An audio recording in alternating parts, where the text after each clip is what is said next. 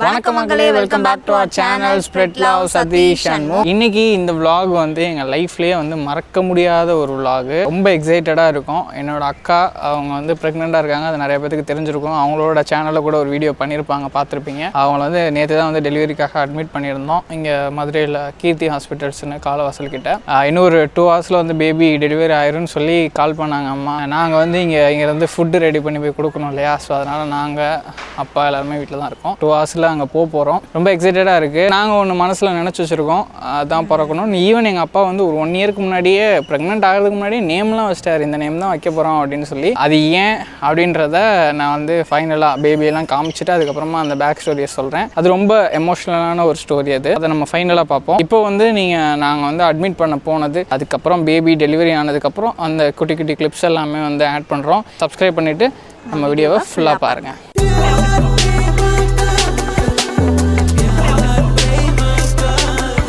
Okay madam, இப்போ வந்து டெலிவரிக்கு கிளம்பி ரெடியாக நிற்கிறாங்க. இன்னும் 2 daysல வந்து குழந்தை பிறந்துடும். ஆக்சுவலாக வந்து எனக்கு பெயின் இன்னும் வரலை. பிபி அதிகமாக இருக்கனால ஹாஸ்பிட்டல் வந்து அட்மிட் ஆகி இன்டியூஸ் பண்ணி வர வச்சுக்கலாம் அப்படின்னு சொல்லியிருக்காங்க. ஸோ அதனால தான் அப்புறம் 2 days முன்னாடியே நாங்கள் கிளம்புறோம். அவ்வளோதான், வேற என்ன சொல்கிறது தெரியல. ஸோ குழந்தையெல்லாம் பிறந்ததுக்கப்புறம் vlogல வந்து பார்ப்போம். மருமகளோட வீட்டுக்கு வா. Okay, ton.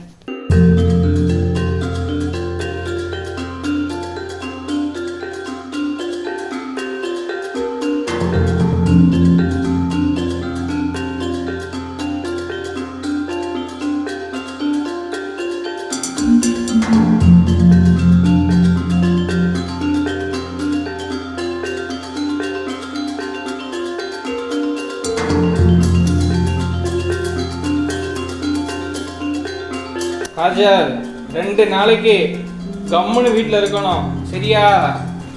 உன்னையெல்லாம் அங்கே கூட்டு போக முடியாது, ஓகேவா? The next day.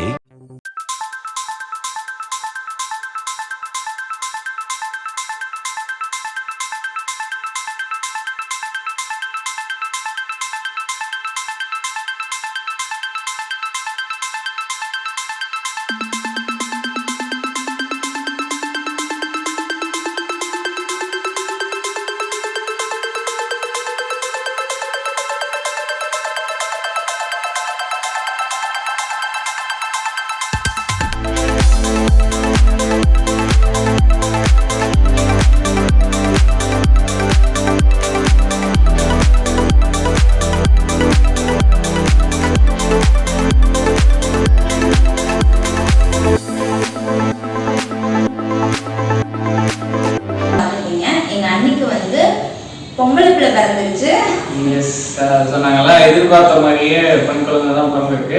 அந்த வீடியோவில் ஸ்டார்டிங்கில் அக்கா கிளம்பும்போது கூட நான் சொல்லியிருப்பேன், மருமகளோட வீட்டுக்கு வா அப்படின்னு. அதுதான் நான் ஆக்சுவலாக நடந்தது. அந்த பேக் ஸ்டோரிக்குள்ளே போகலாம். ஒரு 3 to 4 years முன்னாடி அப்பாவுக்கு ஒரு பெஸ்ட் ஃப்ரெண்டு இருந்தாங்க, ரொம்ப க்ளோஸ்.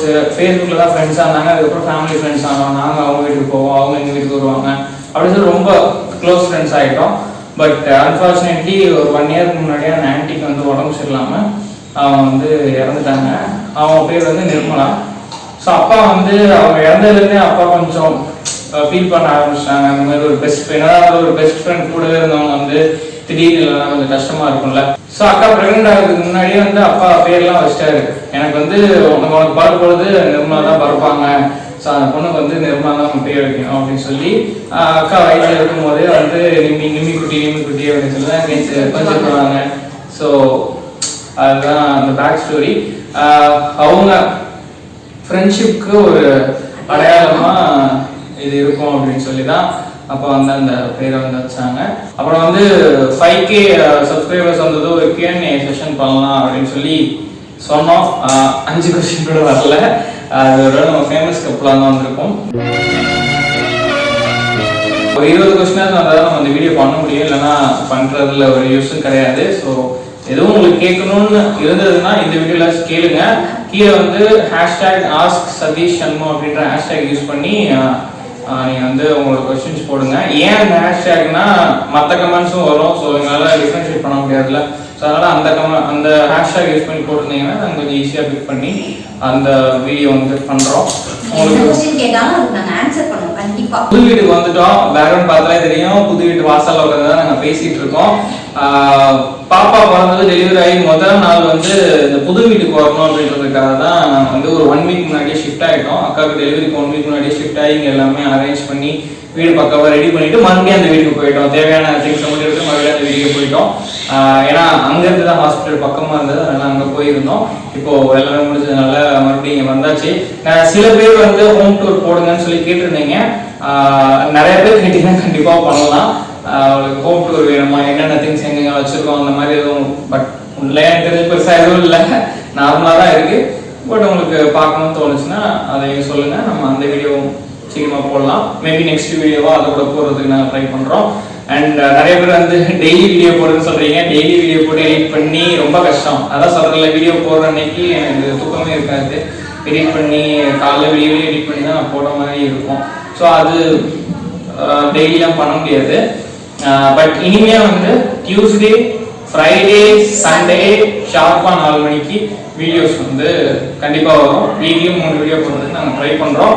என்ன மாதிரி கண்டென்ட் போடலான்றது நீங்கள் சஜஸ்ட் பண்ணுங்க. என்ன மாதிரி சேலஞ்ச் போடலாம் நீங்கள் எங்களுக்கு டேர் மாதிரி கொடுங்க, அதை நாங்கள் பண்ணுறோம். டெய்லி வீடியோ பண்ணணும் அப்படின்னு நீங்கள் நினச்சிங்கன்னா நாங்கள் பண்ணுறதுக்கு ரெடி தான். பட் அதுக்கேற்ற கண்டென்ட் வந்து அமையணும்ல. டெய்லி நம்ம வந்து விலாகு சேலஞ்ச் பண்ணிட்டே இருந்தால் போர் அடிக்கும். ஸோ வேற ஏதாவது விஷயம் டெய்லி பண்ற மாதிரி ஏதாவது விஷயங்கள் இருந்துச்சுன்னா கூட சஜஸ்ட் பண்ணுங்க, நம்ம வந்து கண்டிப்பா ட்ரை பண்ணலாம். ஸோ இந்த வீடியோ உங்களுக்கு ரொம்ப பிடிச்சிருக்கும்னு நம்புறோம். உங்களோட விஷஸ் தான் தேவை. அக்காவையும் மாமாவையும் வந்து கமெண்ட்ஸ்ல கண்டிப்பா விஷ் பண்ணுங்க. நெக்ஸ்ட் ஒரு வீடியோல சந்திப்போம். டாடா, பாய்.